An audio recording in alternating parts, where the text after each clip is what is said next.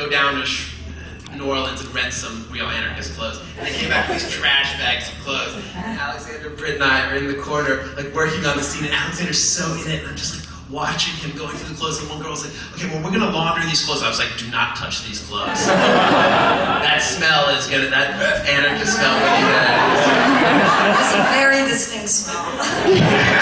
That hoodie that Izzy wears a lot was one, and it had that smell, and it had like old pretzels in the pocket. So I had a great snack.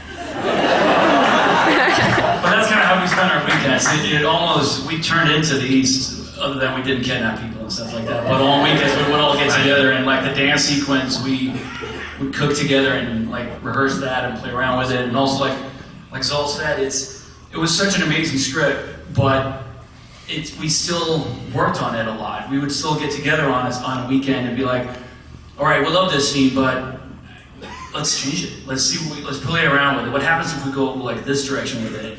It doesn't quite work. So we would just sit around on the floor and just like play around with it and improvise and think about it. And even on the day, I mean, it's a dream for an actor to work with a director and have co-stars like that, where it's so playful and so fun and so organic. And also to Zol, I mean, it's so inspiring the crew he got together. It's quite unusual to have a grip, like crying behind the camera, or you know, like an AD, like after a take, like, well, you know what? You should, like, everyone was so involved and so invested in the project. It wasn't like people weren't like, oh, what time's wrap tonight? People cared so deeply about it, which made it amazing. So much fun for us.